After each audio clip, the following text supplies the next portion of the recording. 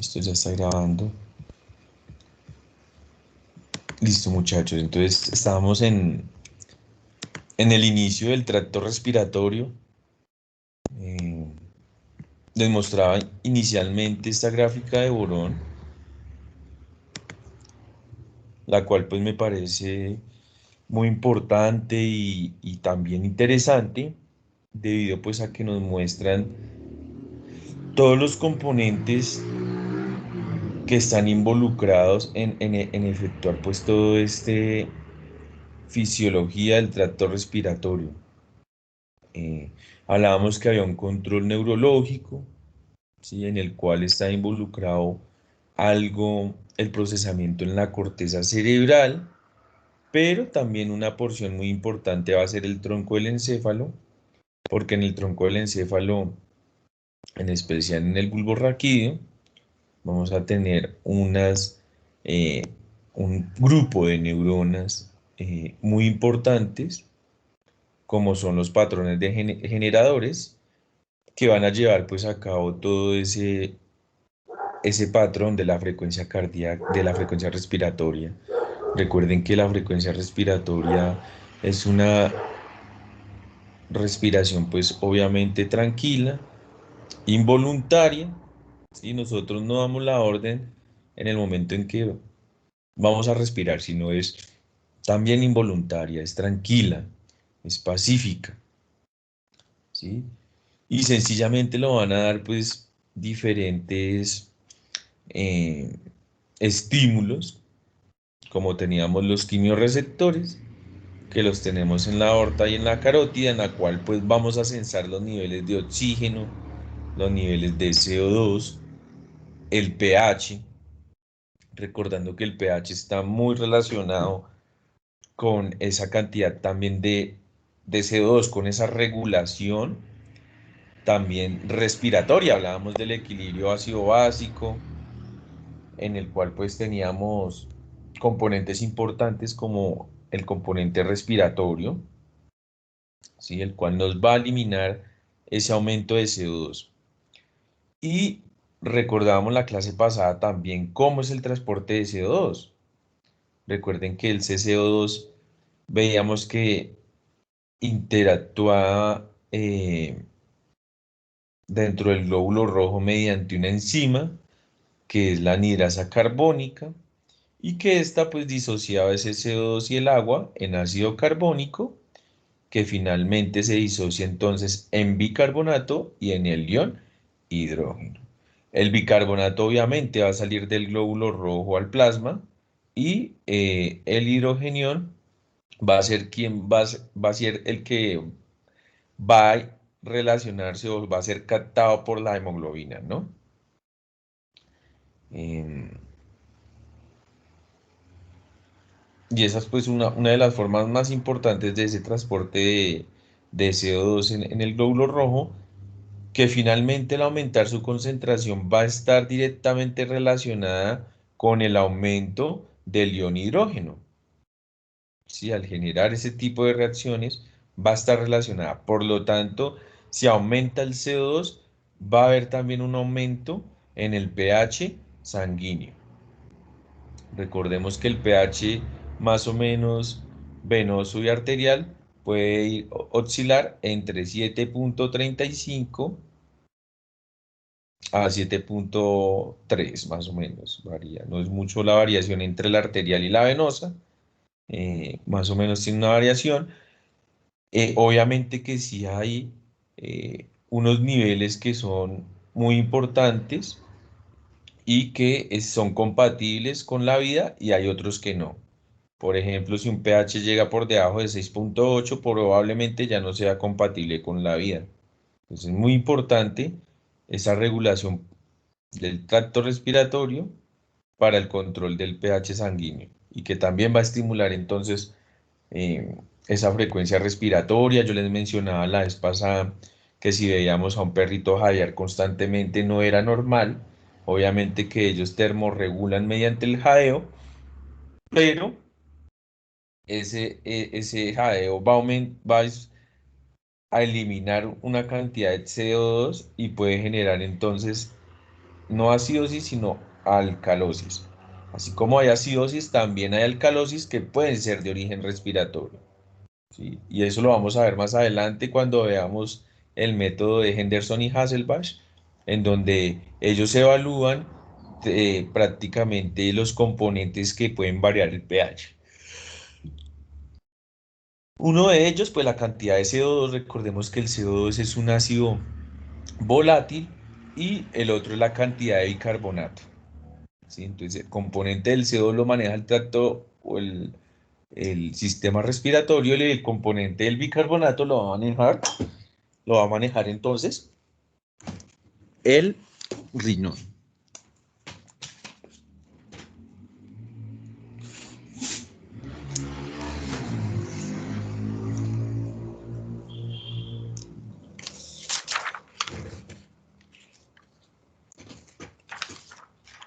Recordamos también esta gráfica importante eh, en la cual pues vemos involucrados y vemos en dónde vamos a utilizar. Y la vez pasada también lo aclarábamos, ese oxígeno que va a ser en todas esas reacciones generadas por las células en las cuales pues utiliza la vía aeróbica, o sea que necesita oxígeno para llevar a generar energía, ¿no? Como lo de la glucólisis anaeróbica, la fosforilación oxidativa, ¿sí? La cadena de transporte de electrones, la cadena respiratoria, que es a nivel de la mitocondria, todos estos procesos. Y veíamos que en realidad utilizaba el oxígeno para obtener energía y que al final el residuo de esa utilización de oxígeno, pues evidentemente va a ser el CO2, ¿sí? Eso también es muy importante tenerlo en cuenta, de dónde, para qué se va a utilizar el oxígeno y de dónde se obtiene ese desecho metabólico que va a ser el CO2. Y ahí lo vemos, en la mitocondria se van a llevar a cabo todas esas reacciones en las cuales pues se utiliza oxígeno. Eh, También importante los componentes circulatorios, de ahí digamos, nosotros veíamos que la circulación la dividían en una circulación mayor y en una circulación menor, que la circulación mayor comenzaba en el ventrículo izquierdo y llevaba la sangre oxigenada, y la circulación menor era todo el componente de esa sangre desoxigenada o esa sangre rica en CO2 que llegan mediante las venas cavas a desembocar a la aurícula derecha. De la aurícula derecha entonces pasan a generar el llenado ventricular de ese ventrículo derecho, quien va a inyectar entonces esta sangre por las arterias pulmonares hacia los pulmones. ¿Para qué? Para que se lleve a cabo el proceso de hematosis. Recuerden que el proceso de hematosis es ese proceso que eh, va a generar el intercambio gaseoso y que se lleva a nivel de la membrana alveolo capilar. Ahorita, y creo que en la clase pasada hablamos de cómo hay una división de todo el árbol bronquial, de todo ese árbol traqueobronquial. Es una serie de divisiones, de ramificaciones que finalmente van a llegar a generar van a llegar finalmente hacia el alveolo, y que en realidad el alveolo es el que se va a encargar de generar el intercambio con el capilar de estos dos gases, tanto el CO2 para que salga y el oxígeno para que sea captado, ¿sí? Muy importante. Hablábamos también del principio de Fick, que definía los gases como que el gas ocupa un espacio, ¿sí? Por eso cuando insuflamos los pulmones no los podemos insuflar más allá, ¿sí? Ocupa un espacio, un volumen, ¿sí? Y también hablábamos de las membranas que tenían que atravesar ciertos gases, que entre más fina sea la membrana, más fácil la difusión del gas. Y también hablábamos de que el gas va a seguir una especie de gradiente de concentración. O sea, que va a ocupar espacio o va a ir desde el lugar donde esté con mayor concentración, mayor cantidad de gas, hacia el sitio donde haya menor cantidad o menor concentración de este gas. Esos principios de Fick los tenemos que tener claros para poder entender la naturaleza de el intercambio y la naturaleza que ejercen los diferentes gases, en este caso el CO2 y el oxígeno. También hablábamos de los componentes musculares. Recordemos que hay un músculo muy importante y es el mayor músculo inspiratorio, que va a ser el diafragma. El diafragma es un músculo laminar, o sea, un músculo plano, que va a dividir o que va a generar una división entre la cavidad torácica y la cavidad abdominal. Y que en el momento en que va a generar su contracción, pues va a generar entonces un proceso de inspiración. ¿Sí? Por lo tanto, ese diafragma es muy importante. Nosotros vamos a tener casos en donde el paciente tenga una dificultad respiratoria.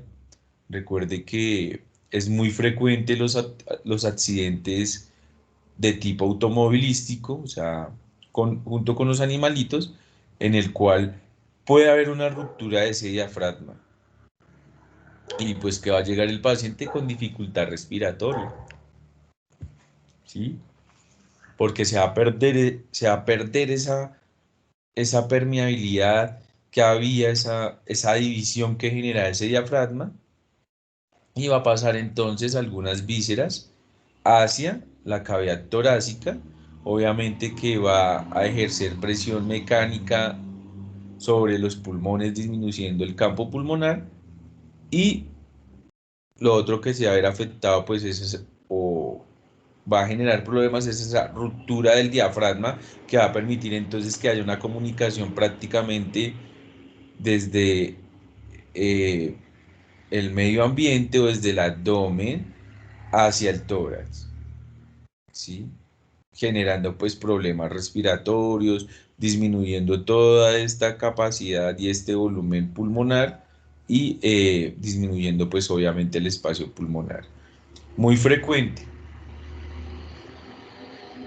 Todas las vías sensoriales que nosotros vemos ahí, que eh, en realidad van a estimular la respiración, sencillamente sus aferencias motoras van a ir sobre el diafragma. Ahora la pregunta anatómica: ¿quién inerva el diafragma?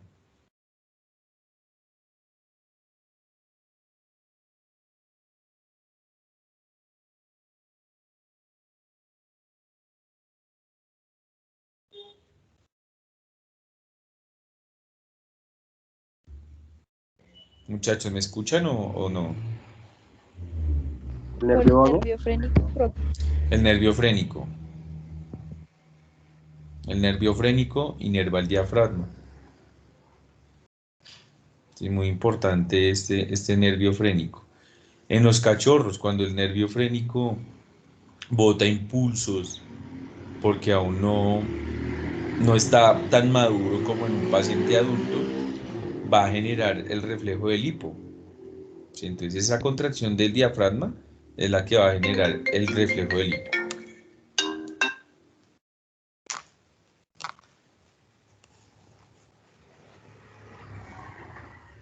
Bueno, eh, vamos a tener también músculos intercostales muy importantes en mantener esa caja torácica, en mantener, yo les decía que estos músculos van a ejercer como una especie de fuelle que nos va a permitir que se expanda o que se contraiga eh, el tórax, permitiendo la expansión o no de los pulmones, ¿no? Eso es muy importante también para tenerlo en cuenta.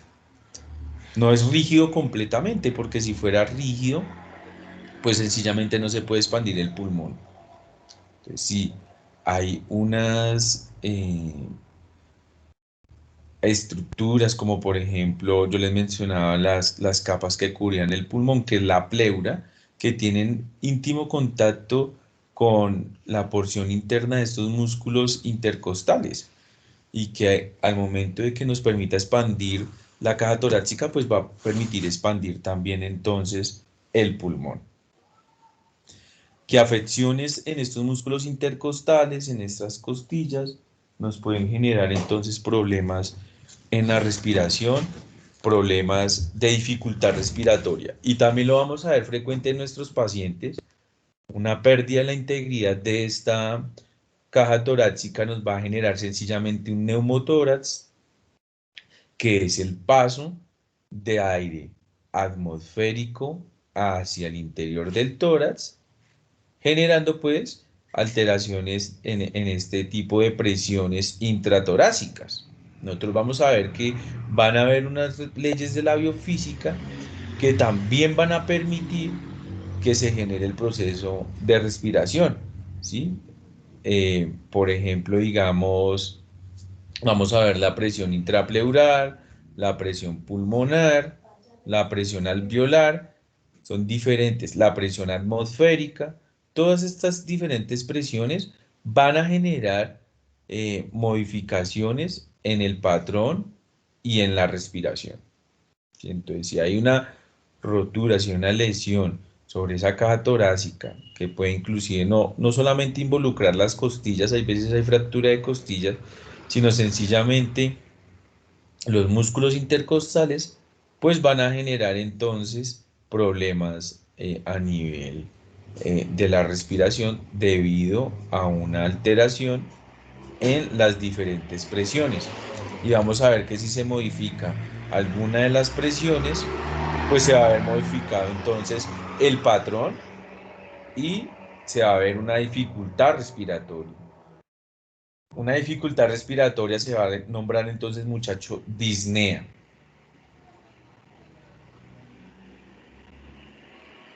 Una respiración normal, eutnea. Recuerden que todo lo que sea normal es eutnea, bueno. Patrones donde no hay respiración o que el paciente ya no respira se llama apnea.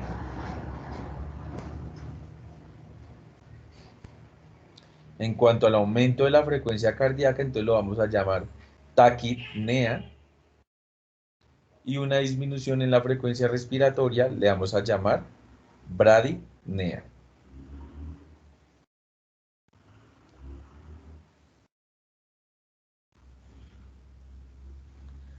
Son conceptos que semiológicamente los tenemos que tener claros, ¿sí? Y pues para evaluarlos, pues tenemos que tener todos esos componentes: el componente neural, el componente torácico y pulmonar, el componente circulatorio y el componente celular. Todos estos patrones me pueden generar de algún modo modificaciones no solamente en el tipo de respiración, sino también en la frecuencia. Por ejemplo, si utilizamos un medicamento anestésico que genere una depresión de ese tronco del encéfalo, de la corteza, pues vamos a tener pacientes que nos presenten apnea, ¿sí? Y la apnea, digamos, es muy frecuente cuando utilizamos, por ejemplo, el propofol. Por eso nosotros en el momento en que vayamos a anestesiar a un paciente tenemos que presentar o tener una vía aérea permeable.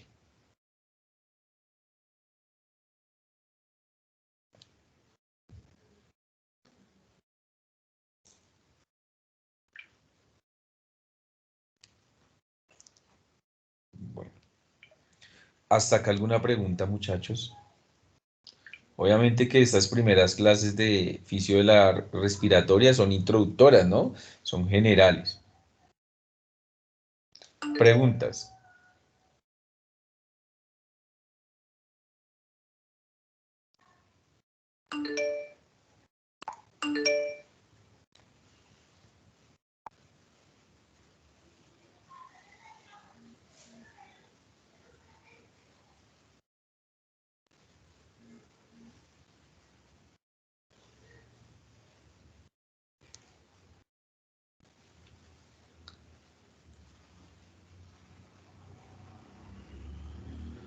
Preguntas, muchachos.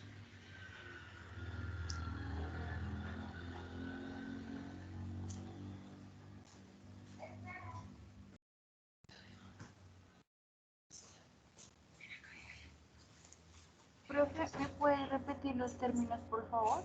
Claro. Entonces, eutnea es una respiración normal, tranquila e involuntaria. Normal. Disnea es una dificultad respiratoria. Disnea. ¿Sí? Apnea es ausencia de respiración. O sea, el paciente dejó respiración, entró en apnea. ¿Listo? Taquipnea, aumento de la frecuencia respiratoria. Y bradipnea, disminución de la frecuencia respiratoria. Son prácticamente los términos que nosotros vamos a utilizar. Ya nosotros le vamos a poner apellidos si de pronto la disnea es de tipo inspiratorio o si la disnea es de tipo expiratorio. O sea que si coincide con la inspiración o con la expiración.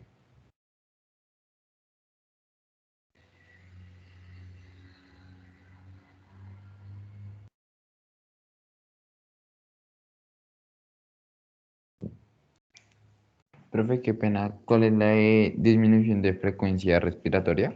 Bradipnea, como bradicardia. Cuando hablábamos de bradicardia, que era que disminuía la frecuencia cardíaca, en la respiratoria pues le vamos a poner el sufijo nea. Entonces sería bradipnea, disminución de la frecuencia respiratoria.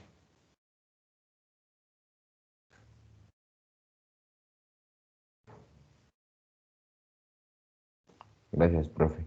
Ok. Sí, entonces todos esos términos los tenemos que tener claro porque de ahí también va a partir la semiología. ¿Sí? Es muy importante tenerlo en cuenta.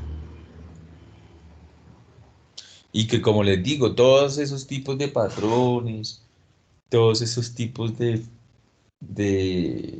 respiraciones van a ser modificadas por este componente que vemos en esta gráfica.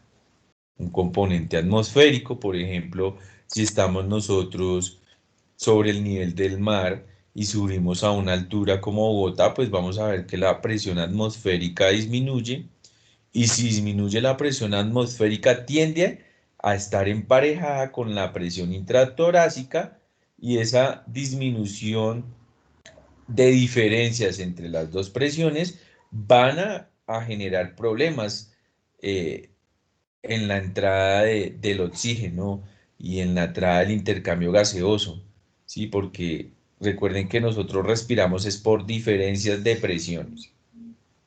Una depresión atmosférica, una eh, presión intratorácica, esa diferencia de presiones permite o no que nosotros respiremos.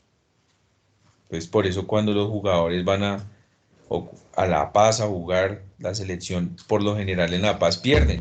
¿Por qué? Porque es un poco más dificultoso la respiración, entonces los futbolistas siempre van a estar cansados, ¿sí? Inclusive Brasil lo han goleado los bolivianos debido a eso. Bolivia no es que sea un buen equipo de fútbol, pero cuando van a La Paz a jugar los diferentes equipos, los golean. Sencillamente por eso, porque el futbolista va a estar más cansado debido a que no va a generar un intercambio gaseoso adecuado. Lo mismo ocurre con los animales. Van a presentar diferentes patrones respiratorios, se van a sentir ahogados, entonces eso va a generar problemas. Profe, yo tengo una pregunta.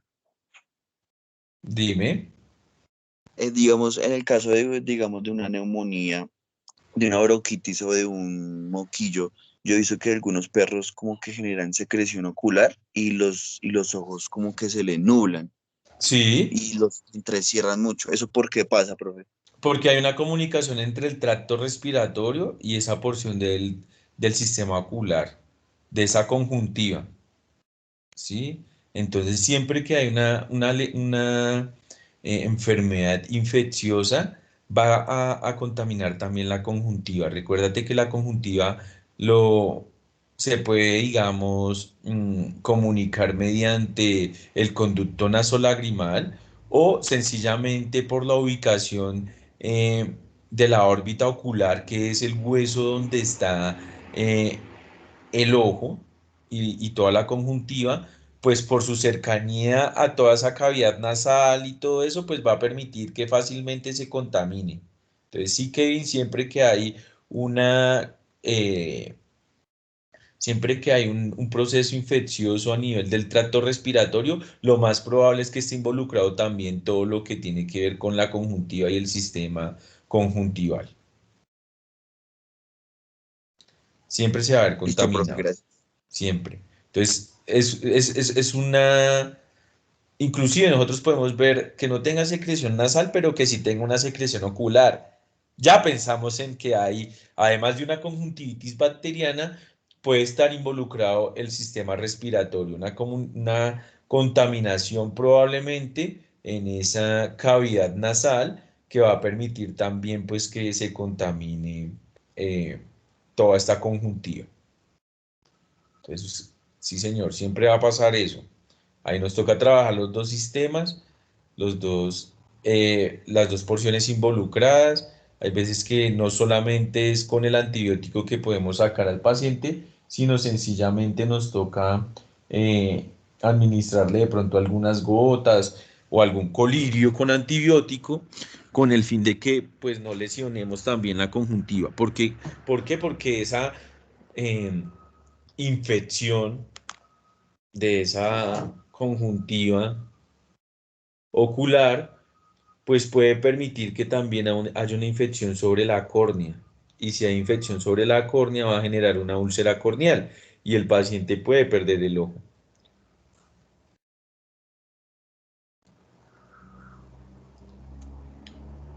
Listo, profe, muchas gracias. Dale, Kevin. ¿Alguna otra pregunta, muchachos?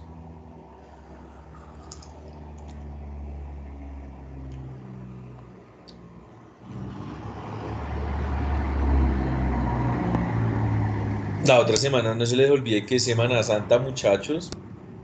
De pronto yo les voy a enviar un correillo unos días antes para que lo tengan en cuenta o con María Clara les voy a informar porque tenemos prácticas. Entonces, para que estén pendientes, ¿listo?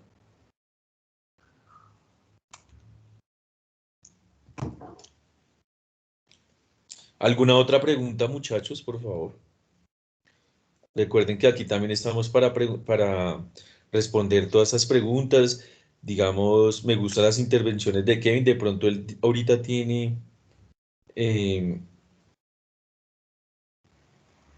digamos, de pronto práctica con los animalitos y por eso es que le nacen tantas dudas, ¿sí? De pronto algunos no. Entonces intentar también de algún modo empezar ya a interactuar con los animales. Nosotros tenemos animales en la casa, empezar a mirar cómo podemos llevar a cabo también pues nosotros un examen, mirar nuestras mascotas, ¿sí? Estimularle el reflejo de oxígeno, realizarle el examen respiratorio, ¿sí?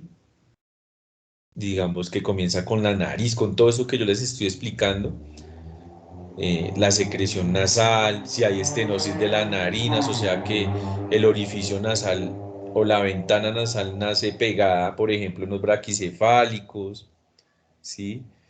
La percusión a nivel de los senos paranasales, de la cavidad nasal, que normalmente se escucha timpánica, como si estuviera hueca. Cuando vemos que hay patologías, pues vamos a escuchar un sonido ya más mate o algo submate.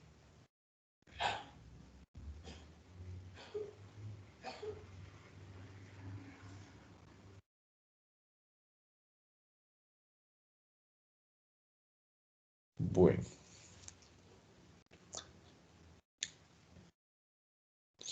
Profe, una ¿Algún? pregunta. Dime. ¿La práctica es en la clínica de pequeños? Sí, señor. Ah, vale. Sí, la clínica de pequeños.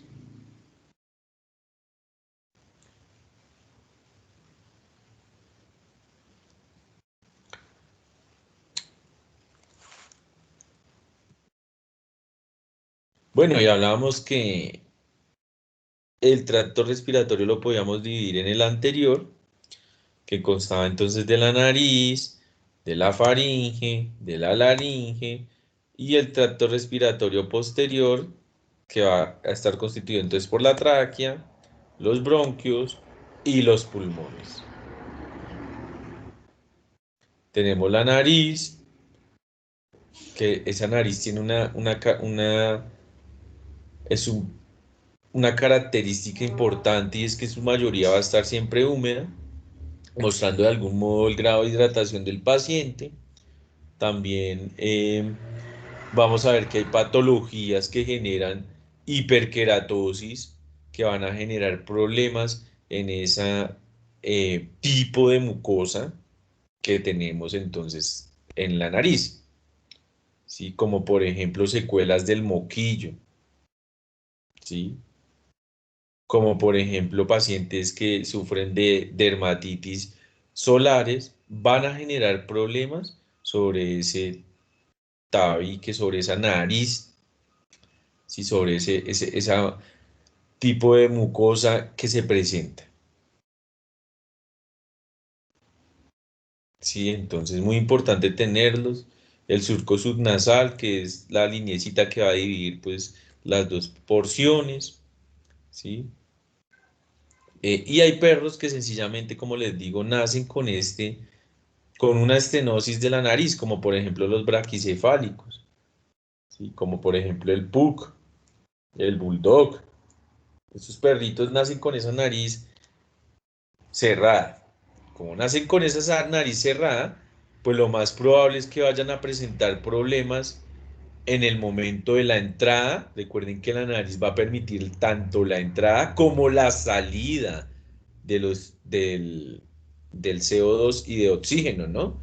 Es esa entrada de aire, es la puerta inicial. Y si hay problemas en esa puerta, pues sencillamente no se va a captar el suficiente aire y vamos a tener problemas con estos pacientes. Por eso estos pacientes en el intercambio gaseoso son bastante complejos. Sufren mucho de golpe de calor debido no solamente a su gordura, sino a ese intercambio gaseoso que no lo pueden desarrollar adecuadamente. Entonces, un PUC que yo me lo lleve y me ha pasado con pacientes, el propietario lo quiere mucho, sí, pero no tiene las suficientes precauciones para evitarle enfermedades. Y se los lleva a tierra caliente, se los lleva en la silla, que es una porción baja, cierra los vidrios y se va de Bogotá a Honda.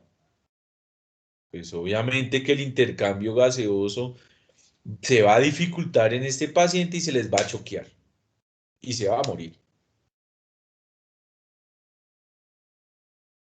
Entonces, tener mucho cuidado con eso es porque una patología tan sencilla como esta me puede ocasionar la muerte del animal, me puede ocasionar la muerte de mi paciente, de mi mascota. Entonces, tenerlo mucho, con mucha precaución, lo mismo para eh, no solamente el PUD, sino todos los braquicefálicos que tienen este problema. También hay pacientes, mira que ahí nos muestran el labio, también hay pacientes que pueden nacer con alteraciones del labio, como por ejemplo labio leporino. Labio leporino no solamente lo vamos a ver en el humano, sino también lo vemos en los animales, que es una queilosquisis, ¿sí ves? Y sencillamente pues no va a permitir que haya un cerramiento adecuado de esos orificios nasales, ¿sí? Y va a haber problemas. Y si posiblemente tenga labio leporino, también tenga el paladar hendido. Y ustedes le abren la boca al paciente y van a ver que hay una fístula, que hay una abertura en el paladar que va a permitir entonces la comunicación entre la cavidad oral y la cavidad nasal. Y esa comunicación, pues sencillamente va a permitir que, pues que la comida, en este caso la leche, porque son en animales jóvenes, se vaya de cavidad oral hacia el tracto respiratorio y pueda predisponer entonces a las broncoaspiraciones. Entonces, va a ser un motivo de consulta muy frecuente que el propietario le diga a usted, no, es que el perro cuando toma leche le sale leche por la nariz. Entonces, lo primero que ustedes tienen que hacer es abrirle la boca y mirarle el paladar. ¿Sí ves? A ver si nació con un paladar hendido, con una palatosquisis.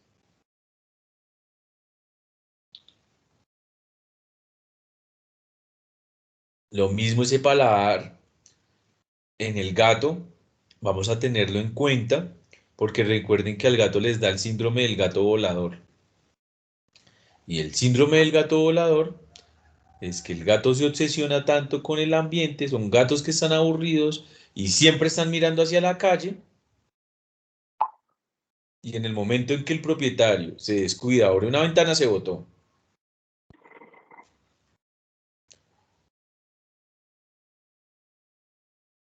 ¡Pum! Y no se fracturó ningún miembro ni ningún huesito, gracias a Dios, pero caen de cara y ese impacto hace que se fracture entonces el paladar. Y van a ver que el gato va entonces a sangrar por la nariz y ustedes van a abrir y efectivamente hay fractura del paladar. O sea, en el 80% de los casos que los gatos se botan por las ventanas se fracturan el paladar.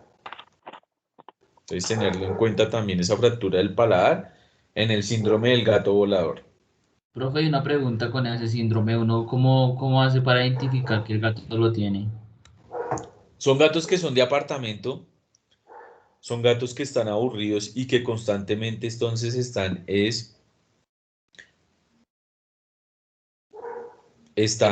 pendientes del ambiente. Entonces, digamos, tú lo ves que el gato todo el día está mirando por la ventana.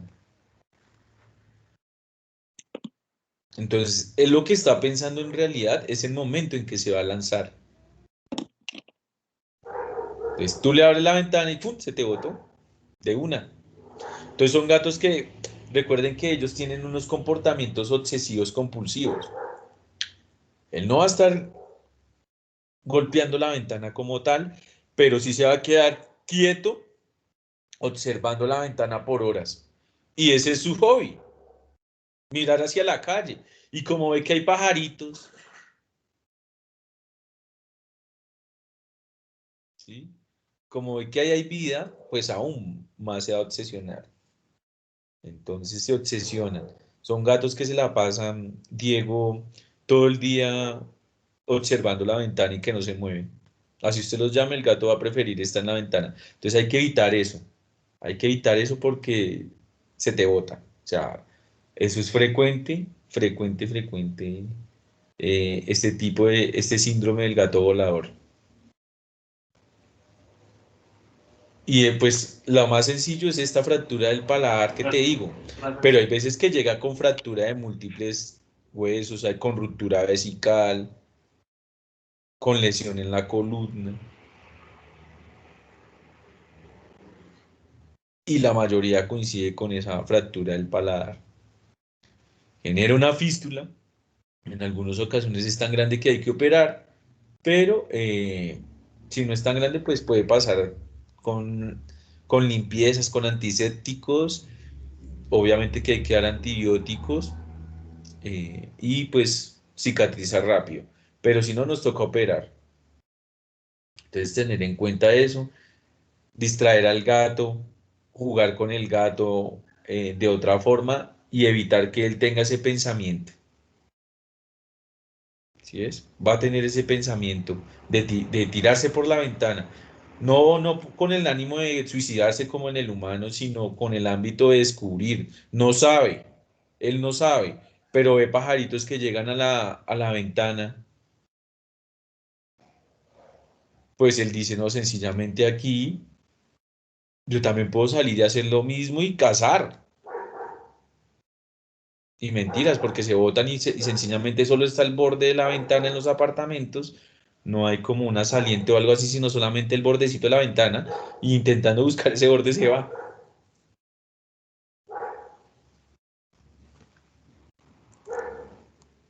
Profe, pero eso no pasaría por el encierro del gato. El gato estaría estresado o simplemente en su ámbito de explorar cómo el gato tiende a trasladarse tanto tiempo. Entonces, al momento de estar en un espacio tan reducido que es un apartamento, pues digamos que es un apartamento grande de 160 metros cuadrados, pues Obviamente que es un estrés. Si el gato está todo el día en la casa mirando por la ventana, pues se le va a tirar siempre. Bueno, recordemos entonces que la nariz permite el paso del aire, entonces que se dirige y proviene de los pulmones.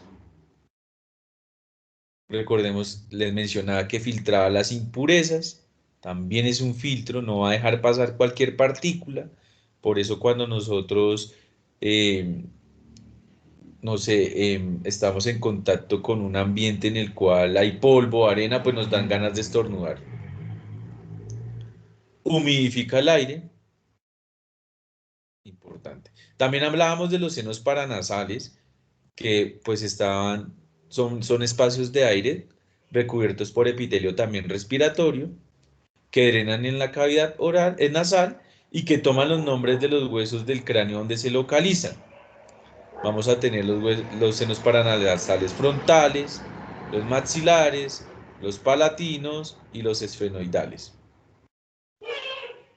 Mostrábamos el gato, esa radiografía donde veíamos los senos frontales, que recuerden que la radiografía lo que se ve negro es lo que está lleno de gas. ¿Sí? Entonces veíamos entonces el seno frontal, la lámina cribosa, importante porque es ese huesecillo que hablábamos que era un hueso trabecular no compacto, en el cual pues era una división entre la cavidad nasal y la bóveda craneana. Por lo tanto, cualquier alteración a nivel de la cavidad nasal, como por ejemplo un Cryptococcus o una masa o una infección en la cavidad nasal eh, que no es controlada, puede ascender a través de la lámina cribosa y generar una encefalitis y la muerte del animal.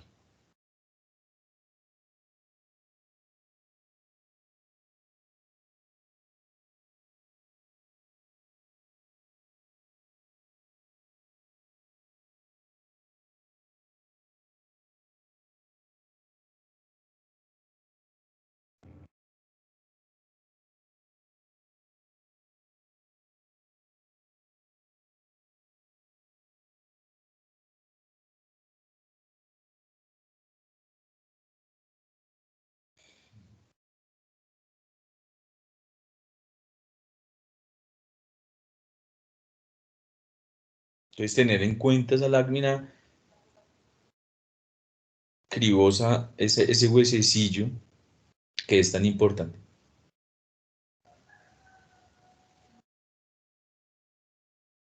Sí, muy importante. Es muy importante porque vamos a ver, digamos, el chau chau, que el chau chau genera un hongo, ¿sí? Es muy predispuesto a que generar una replicación de ese hongo, por ejemplo, cuando viven en las terrazas y tienen contacto con eh, popó, con materia fecal de aves, por ejemplo, de palomas, ¿sí? Ese hongo va a proliferar en la cavidad nasal, generando la deformación nasal. Los veterinarios lo confunden posiblemente con un acceso de la muela carnicera, se maneja con antibióticos, mejora pero vuelve y decae, y es debido pues a este hongo va a generar un paso a través de la lámina cribosa y la muerte del animal. O sea que el médico veterinario tiene más o menos alrededor de un mes, mes y medio para dar con el chiste del tratamiento. Si no lo soluciona, el animal se te muere.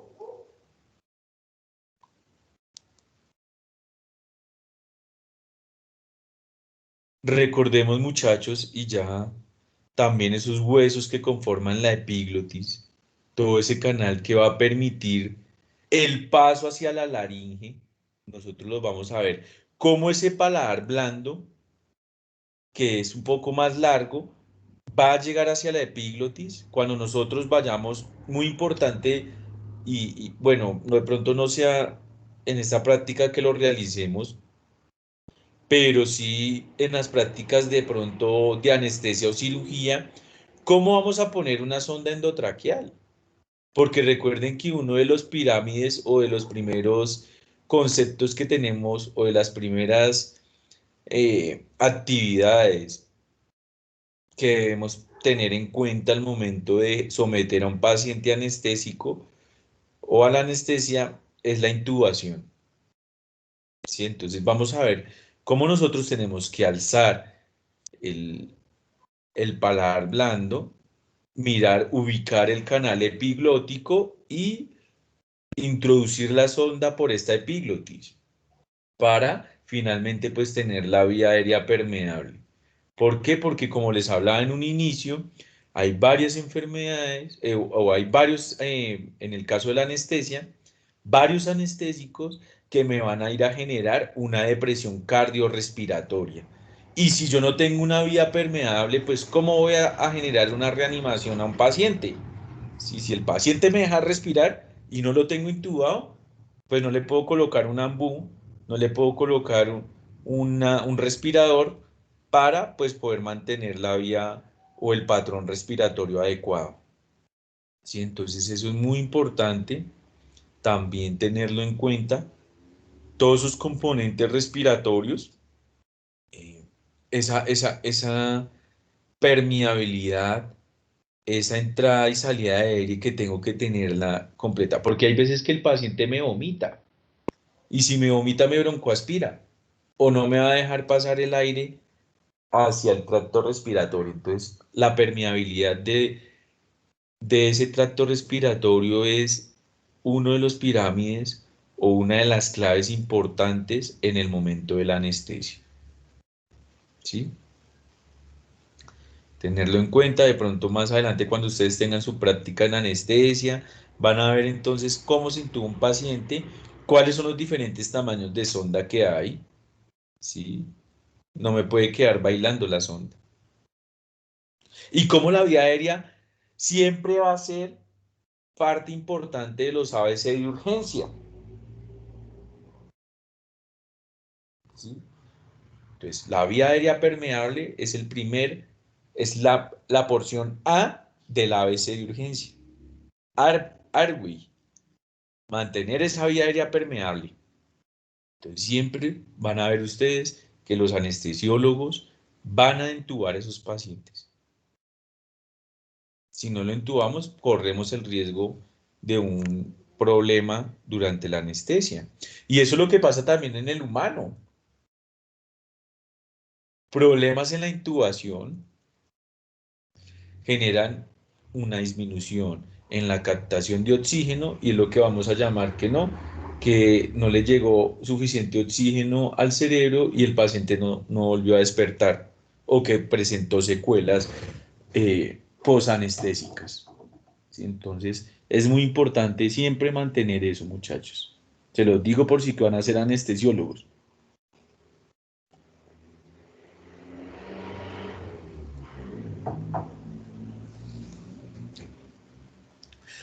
Recordemos que el reflejo respiratorio y el reflejo de eglusión prácticamente van a estar relacionados de algún modo, van a estar eh, en concordancia los dos, uno se va a disminuir y el otro se va a aumentar, con el fin de siempre mantener adecuado esos reflejos tanto respiratorios como de deglución, los que hablábamos en la clase o en el bloque pasado, ¿sí?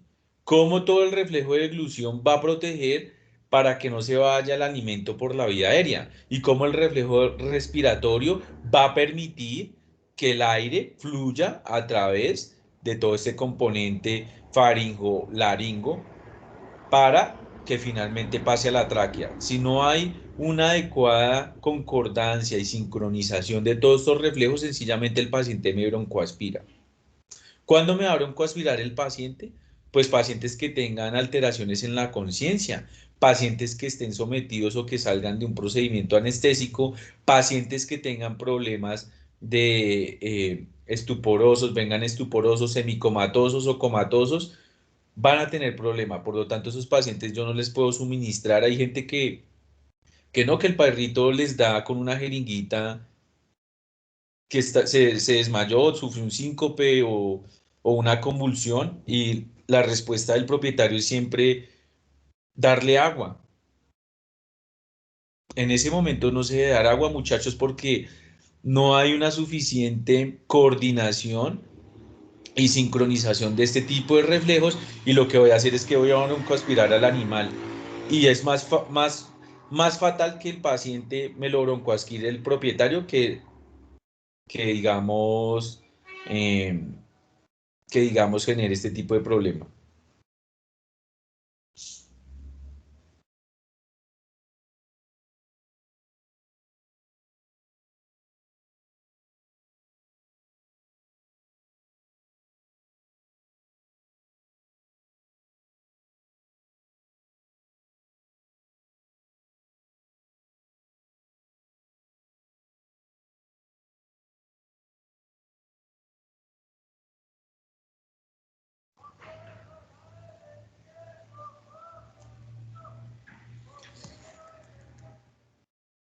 Recordemos la histología de la mucosa respiratoria. Entonces es un epitelio cilíndrico ciliado pseudoestratificado, ¿sí? Por eso cuando hablamos que hay frío y que hay una respuesta de broncoespasmo, que es que todo el tracto o que la mayoría del árbol traqueobronquial se broncoconstriñe, ¿sí? Hay constricción, o sea, se va a cerrar. Hay una ciliostasis. ¿A qué hace referencia esa ciliostasis?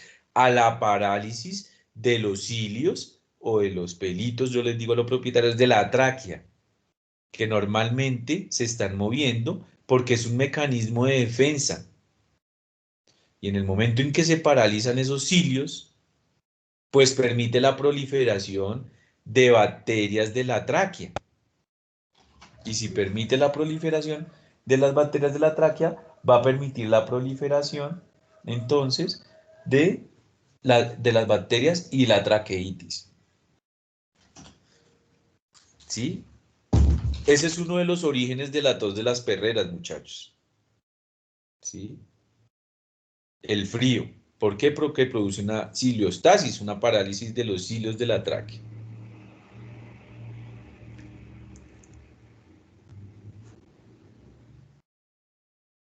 Recuerden que esa mucosa respiratoria es rica en células caliciformes.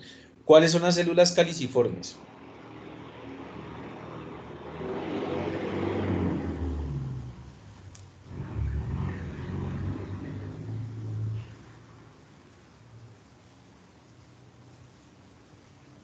Son las que producen moco. Exactamente. Las células caliciformes son las productoras de moco. Entonces, por eso cuando nosotros tenemos gripa, lo voy a hacer en el de nosotros, y estas células caliciformes aumenta su producción de moco, ¿sí? Lo hace con el fin de expulsar, o es un mecanismo de defensa también de ese tracto respiratorio. Entonces, vamos a aumentar la producción de moco por parte del árbol traqueobronquial y vamos a generar las denominadas flemas. ¿Sí? Que sí son verdes en algunos momentos o mucopurulentas porque están contaminadas por bacterias. ¿Sí? Falló el primer hay varios mecanismos de defensa. Uno, la broncoconstricción. Dos, los movimientos ciliares o los movimientos de los cilios.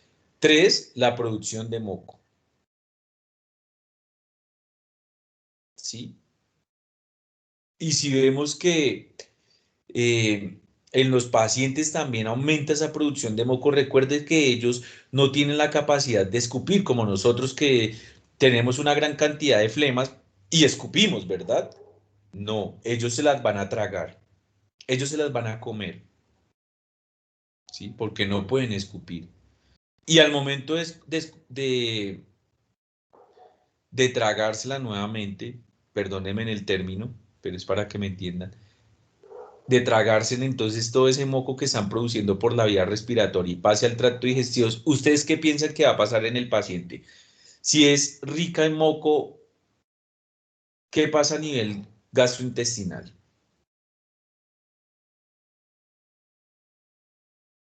Es como más viscoso, diría yo.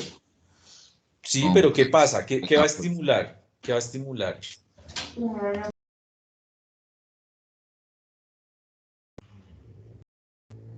La producción de ácido clorhídrico. Exactamente. Va a estimular la secreción gástrica porque el moco es rico en una proteína que se llama mucina. Y si es rico en proteína, pues va a estimular la secreción gástrica. Por lo tanto, el paciente te va a generar regurgitaciones y el paciente te va a volver a vomitar. ¿Sí? Entonces hay veces que el propietario te va a decir, no, doctor, el motivo de la consulta es que el perro está vomitando una baba blanca espesa o a veces una baba biliar. Ahí es donde nosotros, y por eso le hago énfasis, tenemos que determinar o diferenciar si el vómito es de origen respiratorio o si el vómito es de origen digestivo.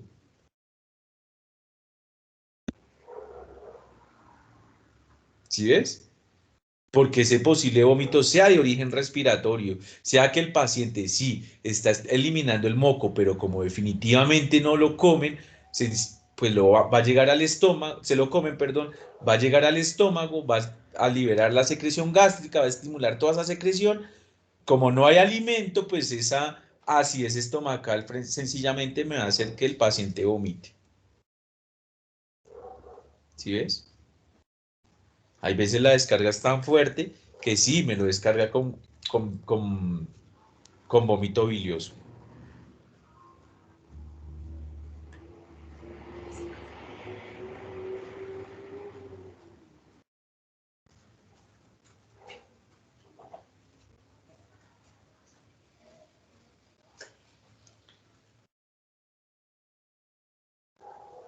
Una compañera, creo que es Daniela.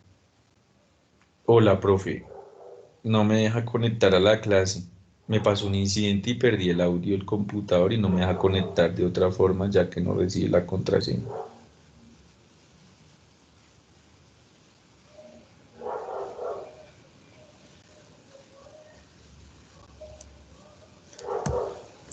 Entonces, importante eso, muchachos, para tenerlos en su patología cuando lo vean más adelante. Recordemos que todo, tanto el epitelio cilíndrico ciliado como las células caliciformes están revistiendo todo el tracto respiratorio hasta los bronquiolos.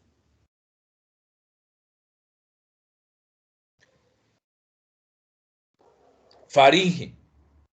Recuerden que esa faringe entonces va a permitir la comunicación o la división del tracto respiratorio y el tracto digestivo. Esa es su labor importante. Y la laringe es un vestíbulo que se abre a la tráquea desde la faringe. Es la que me va a permitir esa entrada a la tráquea. ¿A través de qué? Pues de la epiglotis. Funciones. Regula la entrada y salida de aire. Evita la penetración de cuerpos extraños. ¿Sí? Por lo general, digamos, si un perro se come un hueso y digamos que se le intentó ir por la vía respiratoria, pues uno lo va a ubicar en la laringe. Ahí va a quedar el hueso. Recuerden que ahí están las cuerdas vocales, por lo tanto también es la encargada de la fonación o de la producción de la voz.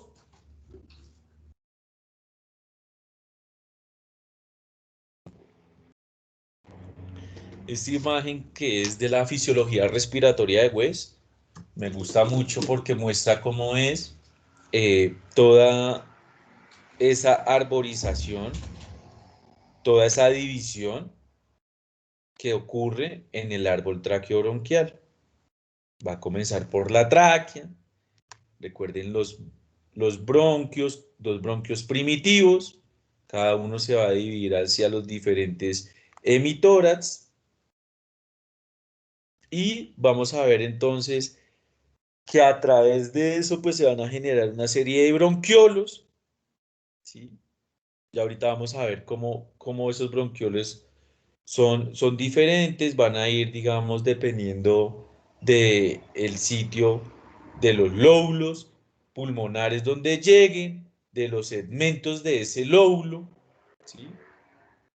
Y finalmente, la división de esos bronquiolos van a terminar entonces con unos bronquiolos terminales, ¿sí? Mostrando el sistema de conducción. El sistema de conducción es ese espacio muerto anatómico en el cual no hay intercambio gaseoso, sino sencillamente es un sistema de conducción de aire. Seguido vamos a tener los bronquiolos respiratorios, que es como un momento o un sistema de transición. Y finalmente vamos a llegar entonces a los bronquiolos, a los conductos y sacos alveolares, en donde finalmente pues vamos a llegar a los alvéolos, que es donde en realidad se va a llevar el intercambio gaseoso. Espérenme un segundo, muchachos, que están que me llaman. Aló, aló. ¿Sí? Bien, sí, señora, estoy en clase. Cuénteme.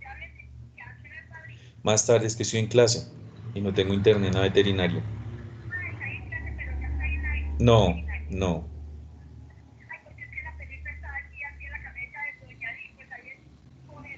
Sí, sí, después de las 10 de la mañana, 10 pasaditas, la puedes llevar. Sí, listo, listo, chao. Bueno,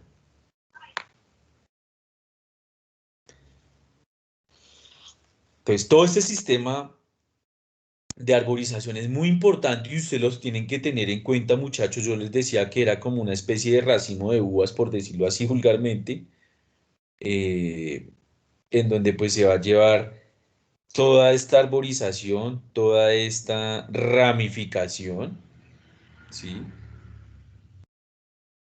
Se llama también un tipo de ramificación dicotómica, ¿sí?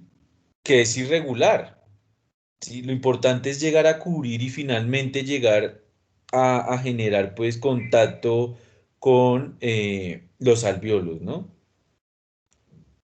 Y vamos a ver que a medida que se vaya ramificando, inclusive en esta fisiología de West, que también es válida para los animales, mira, comenzamos con dos bronquios principales, uno que va para el hemitórax izquierdo y el otro para el hemitórax derecho, o sea que uno va para el pulmón izquierdo y el otro para el pulmón derecho, ¿sí? Y vamos a ver que hace desde los bronquios hasta los bronquiolos terminales van a haber más de 16 ramificaciones, ¿sí? No hay ramificación, primera ramificación, segunda ramificación, tercera ramificación, cuarta ramificación, quinta ramificación, hasta la 16ª ramificación para generar los bronquiolos terminales. Sistema de conducción y que hace referencia entonces al espacio muerto anatómico en el cual no hay intercambio gaseoso, sino sencillamente va a entrar y salida de agua, de aire, ¿no? Va a conducir y va a entrar el aire. Recuerden que el aire, como les decía, siguiendo el principio de Fitt, va a ocupar un volumen. Entonces, todo eso se va a llenar con corrientes de aire, que bien sea entre durante la inspiración o bien sea sale durante la expiración. A partir de la 16ª ramificación hacia la 19ª ramificación, vamos a tener los bronquiolos respiratorios. Desde la 20ª a la 22ª ramificación vamos a tener los conductos alveolares y los sacos alveolares lo vamos a tener hacia la 23ª ramificación.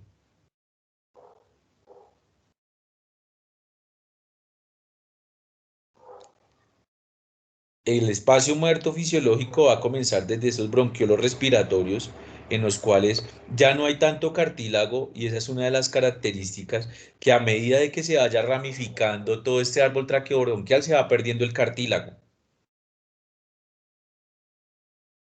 Por lo tanto, cuando hablamos de broncoconstricción en los pacientes asmáticos, la broncoconstricción es en los bronquiolos respiratorios, no tanto en todo el árbol traqueobronquial como ocurre en la tos de las perreras, en la laringotraqueitis infecciosa. En el asma, ya vamos a ver que la broncoconstricción va a ser a partir de esos bronquiolos respiratorios. Por lo tanto, la entrada y salida de aire pues va a ser más dificultosa.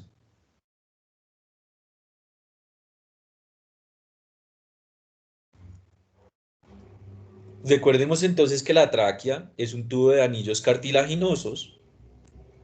Recordemos que el último anillo de la tráquea se llama la carina, para que no se les olvide.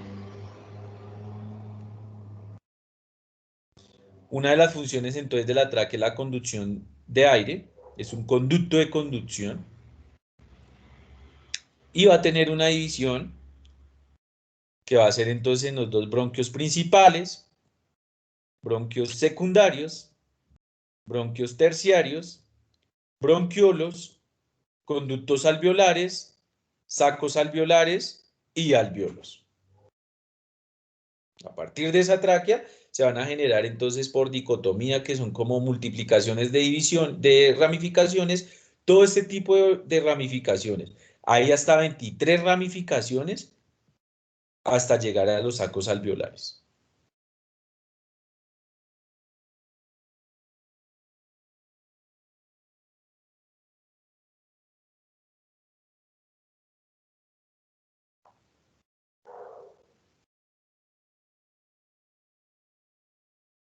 Muy importante tener todos estos conceptos claros. Obviamente que estas clases son prácticamente clases generales, generalidades, ¿sí?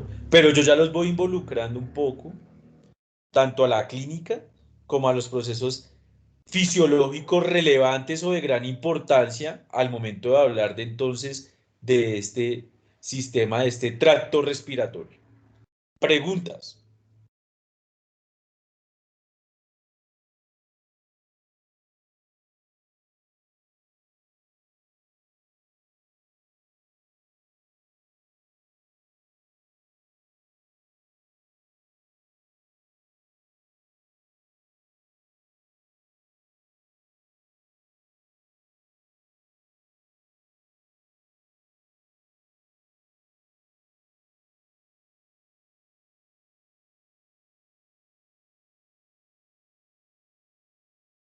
¿Qué se quiere con la arborización bronquial?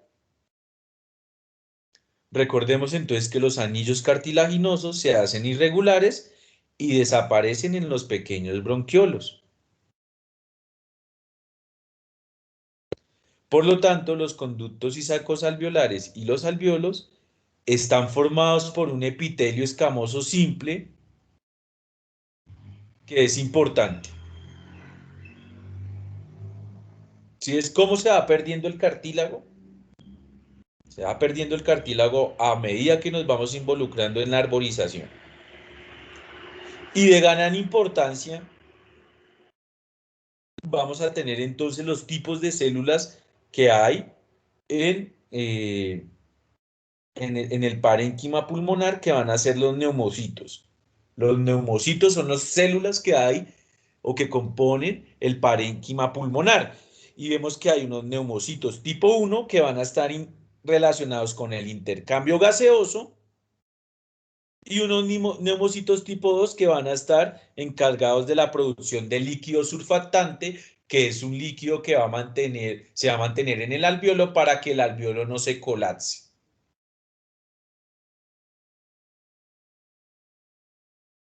También los neumocitos tipo 2 están involucrados entonces con el sistema inmunitario, por lo tanto son los macrófagos alveolares,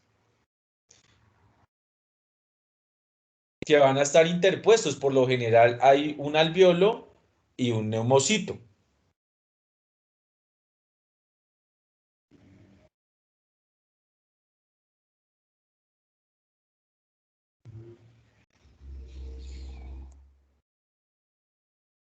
Y aquí vemos otra imagen de Borón, de toda la arborización, de cómo se van perdiendo las tráqueas, de cómo hay de esa multiplicación o esa división tan grande que podemos llegar hasta la 23ª.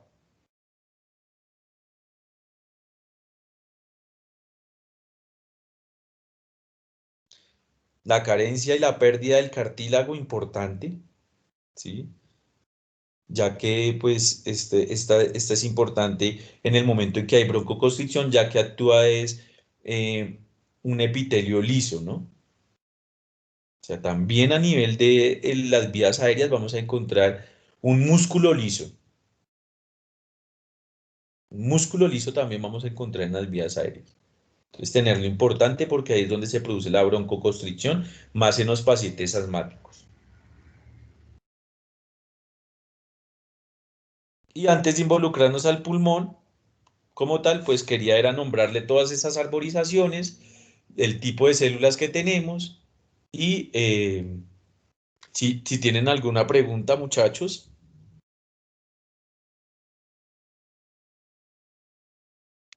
Profe, yo tengo una pregunta sobre la vacuna cassette, que es cuando los perros tienen tos de las perreras, ¿cómo funciona? ¿Y ¿La por qué se vacuna de aplica en Kennel-Coff? ¿Kennel-Coff será? la cassette de No, la tos de las Kennel-Coff. perreras? Es la vacuna de Kennel-Coff, que es la vacuna de la tos de las perreras. Porque se va a generar la inmunidad sobre el tracto respiratorio. Tú la puedes vacunar de las dos formas, bien sea subcutánea o intranasal, ¿sí? Y se supone que, digamos, es con el fin de generar la inmunidad local, que solamente sea el tracto respiratorio y que estos macrófagos que posiblemente no estén relacionados con, o los neumocitos tipo 2 que no estén relacionados directamente con los macrófagos, adquieran cierta grado de inmunidad. Pero por lo general lo que se le aplica es una porción de bacterias. En realidad el Kennel-Coff no es generado por un virus, aunque algunos lo relacionan con el virus de la parainfluencia, pero en realidad es más que todo bacterias como la Bordetella bronchiséptica, que finalmente pues va a generar memoria en este tipo de células inmunitarias a través del tracto respiratorio. Por eso no los macrófagos tisulares vienen a generar control sobre el tracto respiratorio, sino que va a tener unas células especiales que van a ser los neumocitos tipo 2, que van a ser encargados entonces de proteger el tracto respiratorio. Por eso se aplica a nivel intranasal. Pero hay una que ya también viene por vía subcutánea, que va a generar pues de algún modo un grado de inmunidad en ese tracto respiratorio. Profe, y en esos casos, ¿cuál sería mejor? ¿Cuál de esas dos?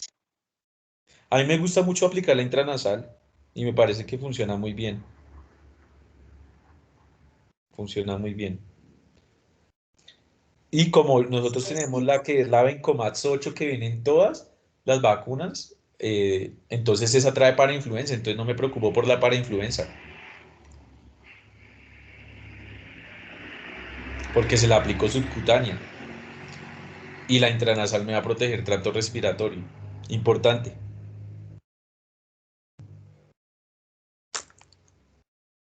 ¿Qué otra pregunta, muchachos? Listo, profe, gracias. Ok.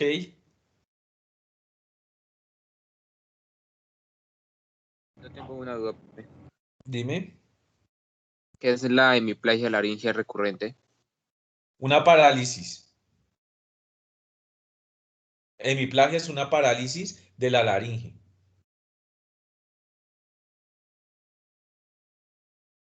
Se puede producir, digamos, debido a una lesión en el nervio laringo recurrente y se da mucho en el equino. Entonces se genera una hemiplegia laringea y va a tener como un ronquido. Entonces ahí lo puedes como solucionar con antiinflamatorios y con protectores del sistema nervioso. También puede tener un tipo o un origen bacteriano, pero es una parálisis de la laringe y el caballo empieza como a chillar.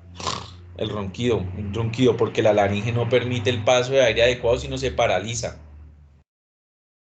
Entonces no va a permitir la entrada de aire adecuado. Ocurre mucho en el equino.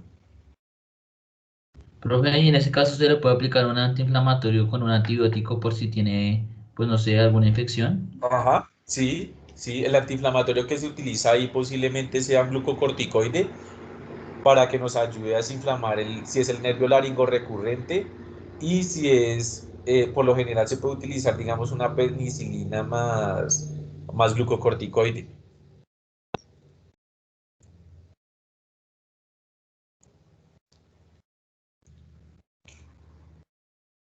Y pues el complejo B por lo que tiene tiamina también le ayuda mucho, ¿no? Recuerden que la tiamina va a generar mielina.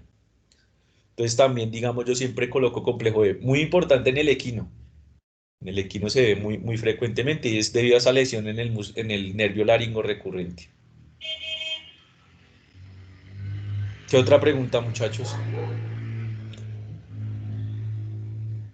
Profe, una pregunta. ¿Por qué los perros se les reseca la nariz?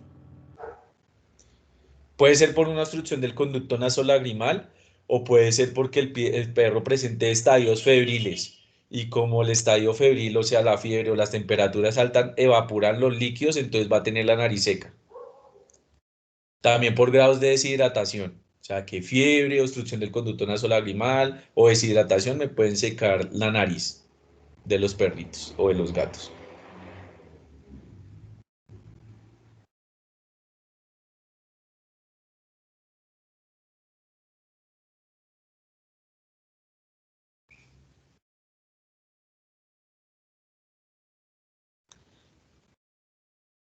¿Qué más preguntas, muchachos? Profe, ¿todos los animales tienen el mismo número de ramificaciones? La mayoría, sí, señora. O sea, esta gráfica que es de humanos se aplica a las gráficas que hay en animales.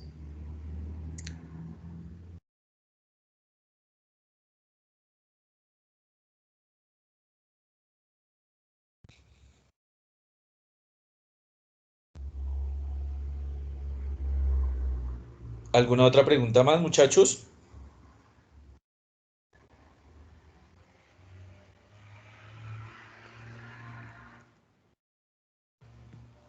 Listo, muchachos, yo creo que por hoy podemos dejar hasta acá. Vamos a entrarnos más en pulmón, pero vamos bien. Y nos veníamos entonces, yo me comunico para lo de las prácticas, para verla cuándo es, en dónde nos vemos, a qué horas es y cuáles son los grupos. Y Vale, una vale, feliz profe. vacaciones de Semana Santa. Gracias, profe. Lo Muchas mismo para usted. gracias. Que Listo. descanse. Dios los Gracias. bendiga. Bueno, chao. Gracias, profe.